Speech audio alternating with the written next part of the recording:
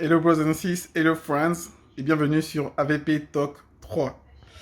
Alors là, je vous parle depuis chez moi. J'ai le Covid depuis la semaine dernière.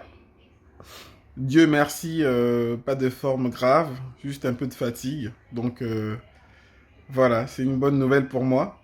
Je suis pas asymptomatique parce que j'ai quand même un peu souffert la première nuit. Mais voilà, tout va bien.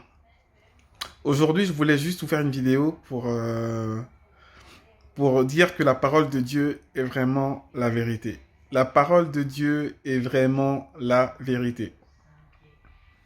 Vous savez, je suis en institut biblique depuis un certain nombre d'années et je me suis en quelque sorte bloqué en arrivant sur l'Apocalypse parce que j'ai vraiment eu du mal à digérer ce livre. J'ai vraiment eu du mal à appréhender le sujet. Quand je voyais par exemple le passage que je vais vous lire, en Apocalypse chapitre 13, pardon, les versets 16 à 17. Et elle fit, elle c'est la bête, elle fit que tous, petits et grands, riches et pauvres, libres et esclaves, reçoivent une marque sur leur main droite et sur leur front, et que personne ne puisse acheter ni vendre sans avoir la marque, le nom de la bête ou le nombre de son nom.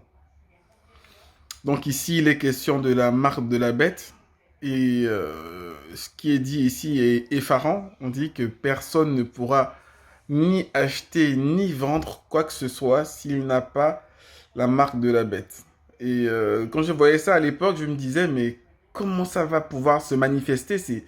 Mais c'est impossible qu'on puisse, dans notre monde actuel, imposer de telles choses.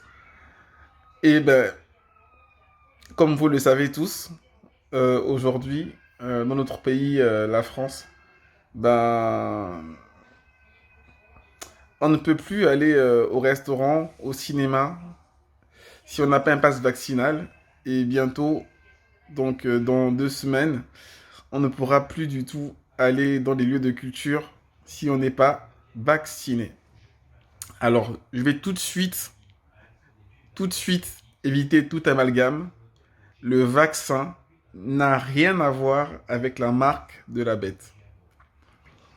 Je répète, le vaccin n'a rien à voir avec la marque de la bête. Tout ce que je veux faire comprendre, c'est dire que la parole de Dieu est vraie. Parce que même les choses qu'on n'aurait pas pu imaginer il y a 2 ans, aujourd'hui se réalisent.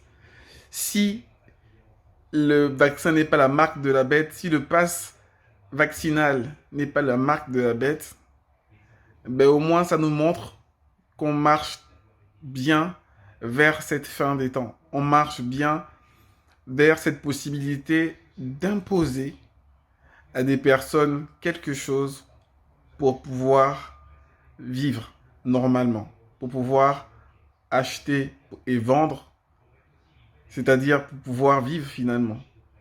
Il va falloir avoir cette marque, sinon plus possible de faire ces choses.